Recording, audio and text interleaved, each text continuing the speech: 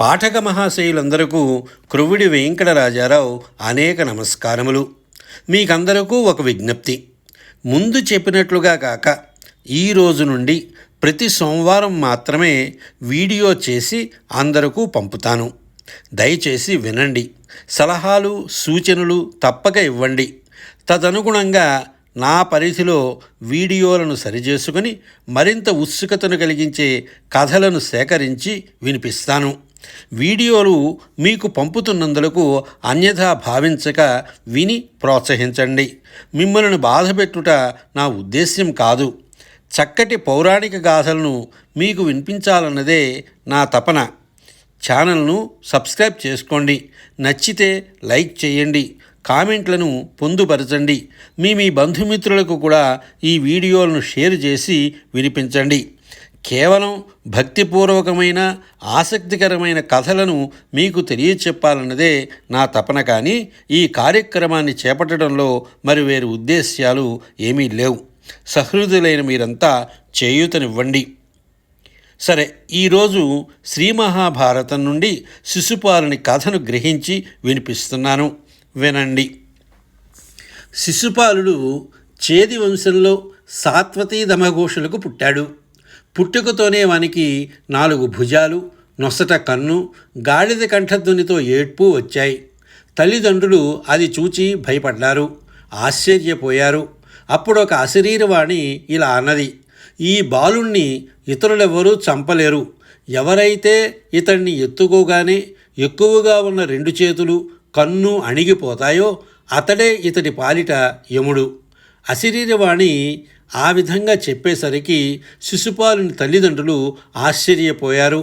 చూడవచ్చిన వాళ్ళందరికీ చేతికి ఎత్తుకోవడానికి ఆ బాలుణ్ణి ఇవ్వసాగారు. అద్భుతమైన ప్రతిభావంతులైన బలరామకృష్ణులిద్దరూ వికార రూపంలో ఉన్న బాలుడు శిశుపాలుణ్ణి, మేనత్తైన సాత్వతిని ప్రియమారా చూడాలని బంధువులతో, మంత్రులతో, మిత్రులతో కలిసి ఒకనాడు చేదిభూపతి పట్టణానికి వెళ్ళారు. సాత్వతి ఈ విధంగా వచ్చిన బలరామకృష్ణులను ప్రీతితో గౌరవించి బాలుడైన శిశుపాలుణ్ణి ఎత్తుకోవటానికి మొదట బలరాముని చేతికిచ్చింది. ఆ తరువాత శ్రీకృష్ణుని చేతికిచ్చింది. శిశుపాలుణ్ణి శ్రీకృష్ణుడు ఎత్తుకోగానే అందరూ చూస్తుండగా ఆశ్చర్యకరంగా అధికంగా ఉండే అతని చేతులు, కన్ను ఒక్కసారిగా అణగిపోయాయి. దానిని చూచి సాత్వతి ఆశ్చర్యపోయింది. అశరీరవాణి చెప్పిన మాటలను మనసులో తలుచుకున్నది. శ్రీకృష్ణుని వలనే తన కొడుకుకు మరణం తప్పదని తెలుసుకొని శ్రీకృష్ణుడితో ఇలా అన్నది: శ్రీకృష్ణ, ఈ బాలుడు చెడు మార్గంలో నడిచేవాడై అపకారం చేసి నీకు అప్రియుడైనా నీ మరిది చేసే తప్పులు 100 దయతో క్షమించమని ప్రార్థించింది. అప్పుడు శ్రీకృష్ణుడు దయతో ఆమె కోరిన వరాన్ని ప్రసాదించాడు.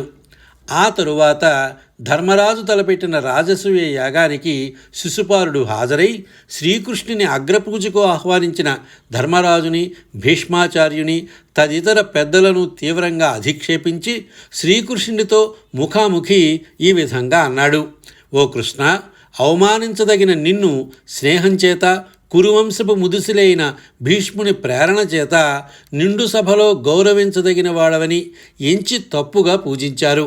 కేశవ, అవివేకులైన పాండవులు, నీ మీది మోహంతో మతి కోల్పోయిన భీష్ముడు, నీవు నాతో యుద్ధం చేయడానికి సిద్ధం కండి అని మితిమీరిన గర్వంతో అన్నాడు. అప్పుడు చక్రధారి అయిన శ్రీకృష్ణుడు సమస్త రాజసమూహం వినేటట్లు ఈ విధంగా అన్నాడు: ప్రాగ్జ్యోతిషాధిపతి భగదత్తుని మీద మేము దండెత్తిన సమయంలో ఈ శిశుపాలుడు దుర్మార్గుడై బాలురకు, వృద్ధులకు భయం కలిగేటట్లు ద్వారకా నగరాన్ని తగులబెట్టాడు. వీరులైన భోజరాజులు భార్యలతో కలిసి రైవతకాద్రి మీద క్రీడిస్తూ మైమరిచి ఉన్న సమయంలో క్రూరుడై వారిని వధించాడు. దేవతా సమానుడైన వసుదేవుడు అశ్వమేధ యాగానికై పూజించిన గుర్రాన్ని అపహరించి ఆ యాగానికి చెరుపు చేశాడు. పాపాత్ముడై బభ్రుని భార్యను తన భార్యగా చేసుకున్నాడు. అంతేకాక మాటలకు సంబంధించి అనేక అపకారాలు కూడా చేశాడు. మా అత్త సాత్వతి ప్రార్థించటం చేత ఈ దుర్మార్గుడు చేసిన 100 తప్పులను సహించాను. ఇప్పుడు మీరంతా చూస్తుండగా నా పట్ల దుర్మార్గ ప్రవర్తన ప్రారంభించి పరమ శత్రువయ్యాడని శ్రీకృష్ణుడు అనగానే శిశుపాలుడు మహాకఠినమైన మాటలతో పురుషోత్తముణ్ణి ఇలా అన్నాడు. దుర్జనులకు ప్రియమైనవాడా, నీ స్నేహంతో నీ కోపంతో నాకేమి పని? మొదట నాకిచ్చిన కన్యను నీ దానినిగా చేసుకొని ఈ విధంగా మాట్లాడడానికి సిగ్గులేదా అంటూ శిశుపాలుడు ఒకదాని వెంట ఒకటిగా శ్రీకృష్ణుని నిందావాక్యాలతో దూషిస్తుండగా రాక్షసాంతకుడైన శ్రీకృష్ణుని సుదర్శన చక్రం అగ్నిజ్వాలలు చెలుస్తుండగా అందరు రాజులు భయపడుతూ ఉండగా శిశుపాలుని శరీరం నుండి రక్తధారలు ఓ కుమ్మడి మీదికి చిందుతుండగా అతని తలను నరికివేసింది. నిందిస్తూ మాట్లాడిన శిశుపాలుని నోరు మూతపడింది. రాజులంతా ఆశ్చర్యంతో కళ్ళంతా పెద్దవి చేసుకుని చూస్తుండగా శిశుపాలుని శరీరం వజ్రాయుధంతో హతమైన కొండల క్రింద పడింది. ఆ కళేబరం నుండి ఒక కాంతి ఆకాశమంతా వెలుగులు చిమ్ముతూ వెలుపలికి వచ్చింది. శ్రీకృష్ణ పరమాత్మ శరీరంలో చేరిపోయింది. తరువాత శ్రీకృష్ణుడు శిశుపాలుని మృతదేహానికి అంత్యక్రియలు జరిపించి అతని కుమారుణ్ణి చేది రాజ్యానికి రాజుగా చేశాడు. విన్నారు కదా.